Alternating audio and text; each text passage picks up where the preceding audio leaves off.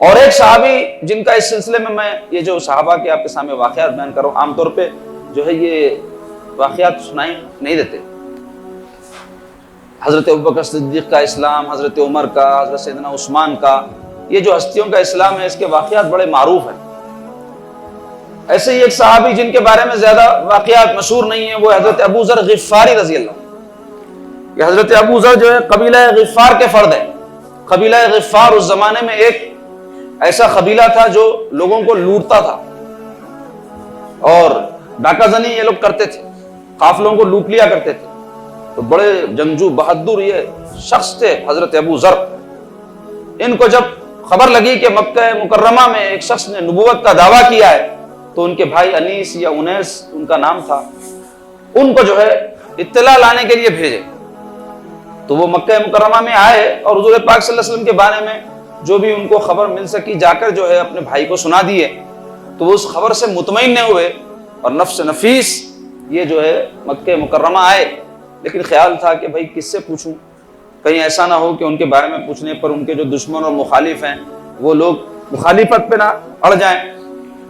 تو آپ جو ہے حرم کعبہ میں جا کر بیٹھے رہے اور جب شام ہو گئی تو حضرت سیدنا علی رضی اللہ عنہ وہاں سے گئے. تو یہ اللہ والے ایسے تھے جو مسافروں کی محتاجوں کی مدد کا جذبہ اپنے اندر رکھتے تھے. تو دیکھا کہ مسافر معلوم ہو رہے ہیں، مقامی آدمی نہیں ہے تو کوئی بھی پہچانتا نا. اب جیسا آپ مسجد میں ہم جب روز نماز پڑھتے اپنے ساتھ جو مصلی روز نماز پڑھتے ان کو پہچانتے، کوئی نیا آدمی آیا تو نیا دکھتا نا. تو حضرت علی جو ہے پوچھے کہ بھائی مسافر معلوم ہوتے ہو؟ کہا کہ ہاں.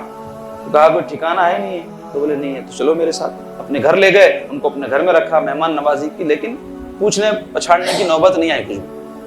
ایسے ہی دوسرے دن بھی یہی معاملہ ہوا. تیسرے دن جو ہے حضرت علی رضی اللہ عنہ پوچھے کہ بھائی تم 2-3 دن سے یہاں ہو، کس کام کے لیے آئے ہو؟ کیا کام ہوا نہیں تمہارا؟ تو اس پر کہنے لگے کہ میں نے سنا ہے کہ یہاں محمد بن عبداللہ نام کے ایک شخص ہیں جنہوں نے نبوت کا دعویٰ کیا ہے، میں ان کے بارے میں جاننا چاہتا ہوں. تو حضرت علی نے فرمایا صحیح جگہ آئے ہو، صحیح جگہ آئے ہو. سرکار پاک صلی اللہ علیہ وسلم کے بارے میں سیدنا علی سے بڑھ کر کیا کوئی جانتا تھا؟ سرکار پاک صلی اللہ علیہ وسلم کے بارے میں ان سے زیادہ کیا کوئی بتا سکتا تھا؟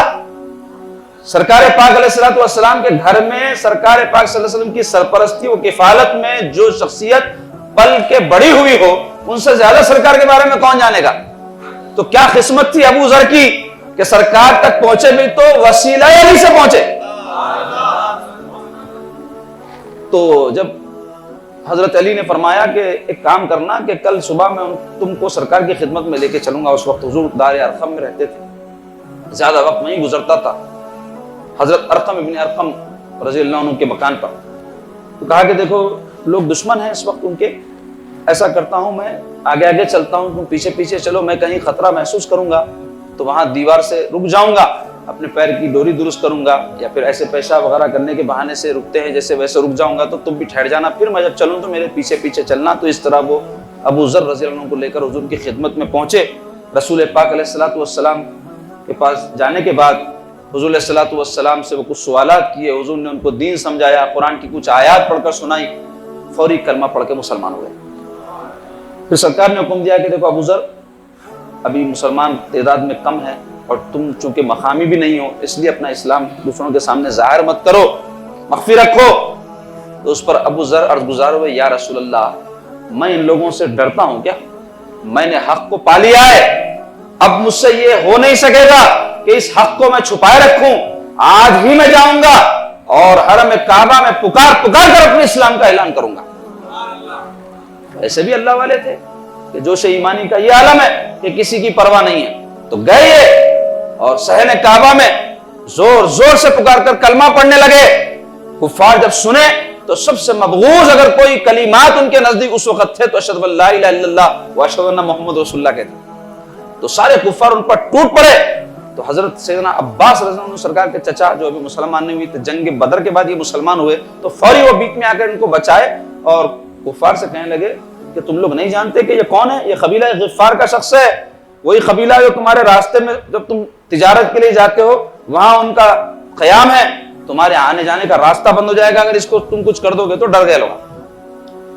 دوسرے دن بھی پھر یہی معاملہ ہوا. پھر آپ جو ہے ویسے ہی زور و شور سے اپنے اسلام کا اعلان کیے، پھر وہی کفار ان پر ٹوٹ پڑے، پھر حضرت عباس نے بچائے، پھر یہ سرکار پاک صلی اللہ علیہ وسلم کی خدمت میں رہنے لگے، پھر سرکار ان کو جانے کا حکم دیے تو اپنے قبیلے میں چلے گئے، وہاں جا کر اپنے دین کی تبلیغ کرنے لگے۔